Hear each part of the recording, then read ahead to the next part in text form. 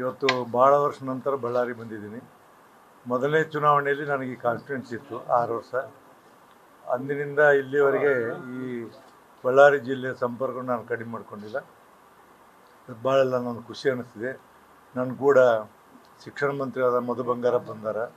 ಹೀಗಾಗಿ ಇದೊಂದು ಒಳ್ಳೆಯ ವಾತಾವರಣದಲ್ಲಿ ನಾವು ಕೂಡಿ ಅನ್ನುವಂಥ ಭಾವನೆ ವ್ಯಕ್ತಪಡಿಸಿ, ನಾನು ಇವತ್ತಿನ ರಾಜಕೀಯ ಬಗ್ಗೆ ಅಂತೂ ಮಾತಾಡೋಣ ಬರೋದಿಲ್ಲ.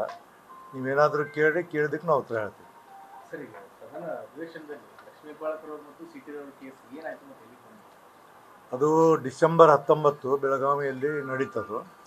ಸದನ ಇಲ್ಲದಾಗ ಅದು ನಡೆದಿತ್ತು.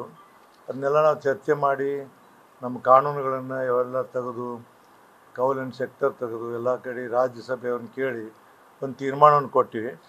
ನೀವು ಮಾಧ್ಯಮ ಸ್ನೇಹಿತರು ಅಪ್ರಿಷಿಯೇಟ್ ಮಾಡಬೇಕು. ಅವರು ಕೋರ್ಟ್ಗೆ ಹೋಗಿದ್ದರು, ಹೈಕೋರ್ಟ್ನೇ ಅವ್ರಿಗೆ ಸಿಗಲಿಲ್ಲ, ಸುಪ್ರೀಂ ಕೋರ್ಟ್ ಹೋದರು.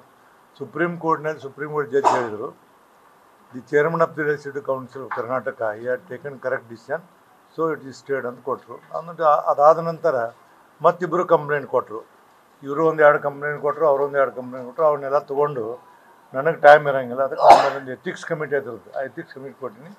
ನಾವು the matter is pending before the ethics committee. Last time ನೀವು ಒಂದು ಮಾತಾಡಿದ್ರಿ, ರಾಜಕೀಯದಲ್ಲಿ ನೈತಿಕ ಮೌಲ್ಯಗಳು ಕುಸಿದೋಗ್ಯವಂತೆ ಭಾಳ ಮಾರ್ಮಿಕವಾಗಿ ಮಾತಾಡಿದ್ರಿ. ಇವಾಗಲೂ ಅದೇ ಪರಿಸ್ಥಿತಿ ಇದೆ? ಈಗೂ ಅದೇ ಪರಿಸ್ಥಿತಿ ಮುಂದುವರೆದು. ಎಲ್ಲಿದೆ ಮೌಲ್ಯ ನೀವು ಹೇಳ್ಬಿಡಿ.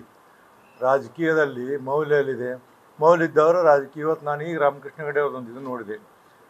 ರಾಮಕೃಷ್ಣ ಹೆಗಡೆ ಅವರು ಅವರ ಬಂಗಾರಪ್ಪ ಅವ್ರದ್ದು ಏನು ಡಿಸ್ಕಷನ್ ನೋಡಿದೆ.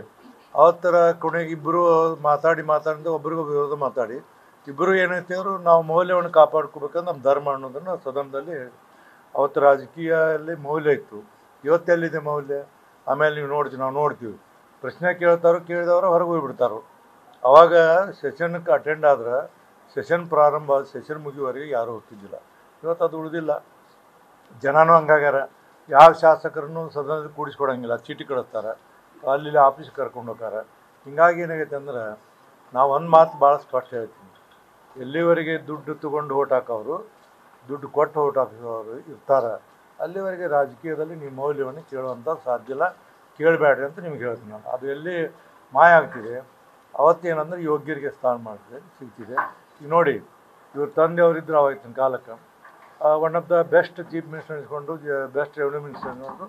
ಈಗ ಅವ್ರ ಅಪ್ಪ ಮಾಡಿದಾರೆ ಅಂತ ತಿಳ್ಕೊಂಡು ಅವ್ರ ಅಪ್ಪನ ಏನಂದ್ರೆ ಕಾಂಪಿಟೇಷನ್ ಥರ ಅಂದ್ರೆ ಒಳ್ಳೆಯ ಮೌಲ್ಯವನ್ನು ಕಾಪಾಡಬೇಕಂತ ಇನ್ನೂ ಸಣ್ಣ ವಯಸ್ಸಿನಲ್ಲಿ ಪ್ರಾಮಾಣಿಕ ಪ್ರಯತ್ನ ಮಾಡ್ತಾರೆ.